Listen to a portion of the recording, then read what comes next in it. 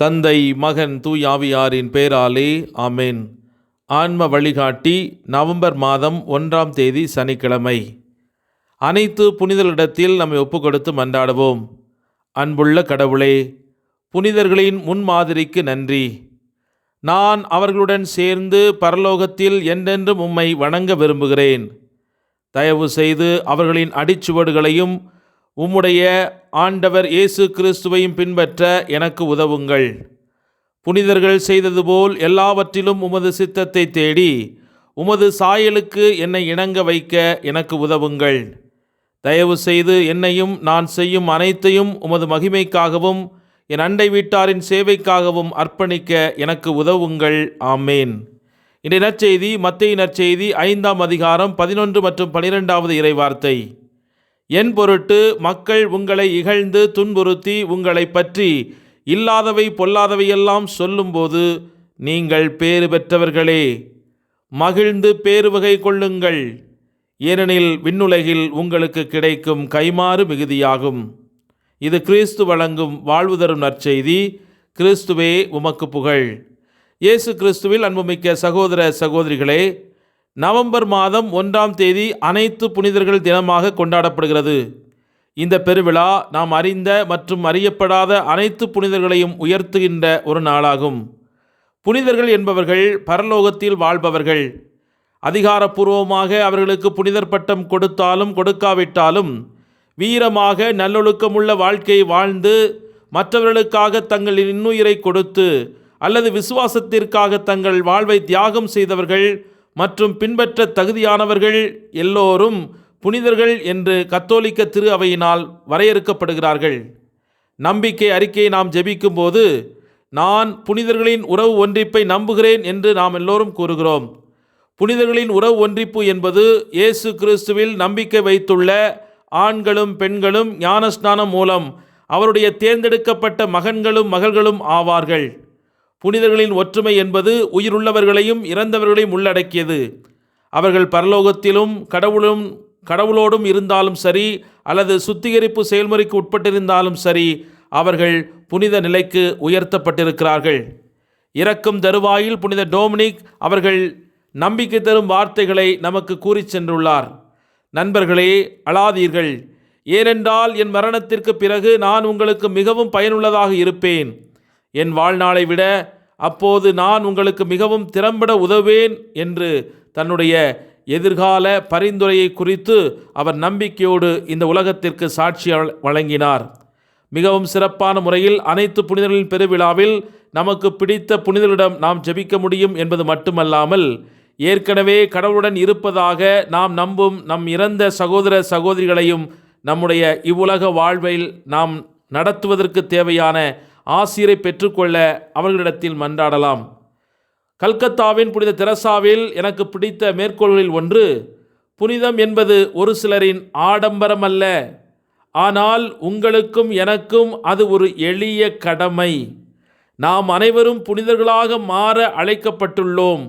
மேலும் கடவுளின் கட்டளைகளை பின்பற்ற முயற்சிப்பதன் மூலமும் அன்பில் அவருடன் ஐக்கியமாக இருப்பதன் மூலமும் நாம் அதை நிறைவேற்ற முடியும். பரிசுத்தமாக இருப்பது, ஒரு புனிதராக இருப்பது என்பது அன்னை தெரசா நமக்கு கற்பித்தபடி கடவுள் நம்மில் தம் வாழ்க்கை வாழ அனுமதிப்பதாகும். ஆகவே புனித நிலை என்பது ஏதோ ஒரு மனிதருக்கு அல்லது ஏதோ ஒரு காலத்திற்கு கொடுக்கப்பட்ட ஒரு அழைப்பு அல்ல, மாறாக கத்தோலிக்க திரு அவையின் உறுப்பினர்களாக அழைக்கப்பட்ட ஞானஸ்நானம் பெற்ற ஒவ்வொருடைய கடமையாக இருக்கிறது. நான் தூயோராய் இருப்பதைப் போல நீங்களும் தூயோராய் இருங்கள் என்ற லேவியர் புத்தகம் 19ஆம் அதிகாரம் முதல் 2 வசனங்களிலே ஆண்டவர் தன்னுடைய இஸ்ராயேல் மக்களுக்கு கொடுத்த அழைப்பை இன்றும் நமக்கு புதுப்பித்து கொண்டிருக்கிறார். நம்மை அழைத்த தேவன் தூயவராய் இருப்பதைப் போல அவரை பின்பற்றுகிற நாம் ஒவ்வொருவரும் தூய்மையில் நிலைத்திருந்து அவருடைய விண்ணக பேரின்ப வீட்டிற்கு வந்து சேர வேண்டும் என்ற எதிர்நோக்கை நமக்கு தருவது இந்த திருவிழா. ஆகவே பரிசுத்தத்தில் நிலைத்திருக்க கடவுளின் அருளை வேண்டி இந்த நாளில் இணைந்து மன்றாடுவோம். ஜெபிப்போமாக. எனக்கு ஆறுதலளிக்குமாறு உமது பேரன்பு எனக்கு கிடைக்கட்டும். ஊழியனுக்கு வாக்குறுதி அளித்தீர் என்றோ, நான் பிழைத்திருக்கும்படி உமது இரக்கம் என்னை வந்தடையட்டும் என்று திருப்பாடல்கள் 119, 76, 77 நாம் வாசிக்கிறோம். எங்களை அன்போடு இந்த இறை வார்த்தையின் மூலமாக பேசி எங்களை பரவசப்படுத்துகின்ற எங்கள் அன்பின் பரலோக தந்தையே, உம்மை நன்றியோடு போற்றி துதித்து ஆராதிக்கிறோம். உமது இரக்கத்தினால் மற்றொரு மாதத்தை பரிசாக பெற்றிருக்கிறோம். நன்றி இயேசுவே. கடந்த மாதம் முழுவதும் நீர் எங்களோடு வழி நடந்து எங்களை காத்து உயர்த்திய நேரங்களுக்காக உமக்கு நன்றி செலுத்துகிறோம். கடந்த நாட்களில் உங்கள் கிருபையும் தயவும் எங்களை காத்து வழிநடத்தி வந்ததினால் நாங்கள் அழியாமல் நிலைத்திருக்கிறோம். உம்முடைய இரக்கம் எங்கள் மேலும் எங்கள் குடும்பத்தின் மேலும் இல்லாது போயிருந்தால் நாங்கள் என்றோ மண்ணோடு மண்ணாக மக்கி போயிருப்போம்.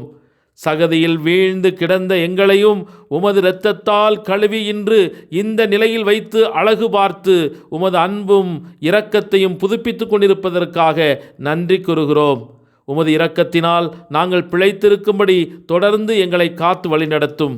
எங்களையும் எங்கள் குடும்பங்களையும் எங்கள் தொழில் முயற்சிகளையும் உம்முடைய இரக்கம் சூழ்ந்து காக்கட்டும்.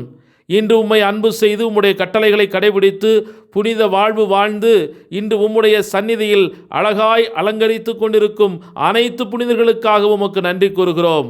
அவர்களின் வைராக்கியமான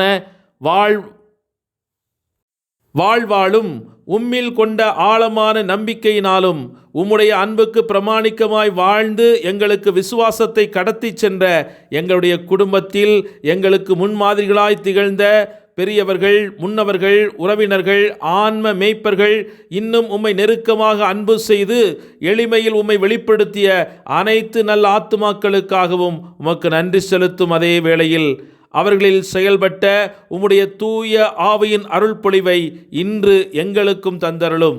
புனித வாழ்வுக்கு அவர்களுக்கு உறுதுணையாக இருந்த உமது ஆற்றல் எங்களுக்கும் உதவட்டும். இறைவனின் முன்னிலையில் மகிழ்ந்திருக்கும் புனிதர்களே, எங்களுக்காக இன்று இறைவனிடத்தில் மன்றாடுங்கள். உங்களைப் போன்று ஆண்டவர் இயேசுவை எங்கள் வாழ்வால் மகிமைப்படுத்த, இறைவனை மகிழ்ச்சிப்படுத்த எங்களுக்கும் ஆற்றல் தாருங்கள். உங்களுடைய தோழமையில் என்றும் இணைந்து அன்னை மரியாவின் வழிகாட்டுதலோடு ஆண்டவர் இயேசுவை எமது வாழ்வில் வெளிப்படுத்த இறையருள் எங்களை இன்று தாங்கி வழிநடத்த வேண்டுமென்று இறைவா உம்மிடத்தில் நம்பிக்கையோடு மன்றாடுகிறோம். ஆமேன். எல்லாமுள்ள இறைவன் தந்தை, மகன், தூய ஆவியானவர் உங்கள் ஒவ்வொருவரையும் நிறைவாக ஆசீர்வதித்து புனிதப்படுத்தி புனித வாழ்வில் நிலைத்திருக்க அருளை தருவாராக. ஆமேன். விண்ணகத்தில் இருக்கிற அனைத்து புனிதர்களே, புனிதைகளே, எங்களுக்காக இறைவனிடத்தில் மன்றாடுங்கள். இயேசுவுக்கே புகழ், இயேசுவுக்கே நன்றி. மரியே வாழ்க. இயேசுவின் இரத்தம் ஜெயம்.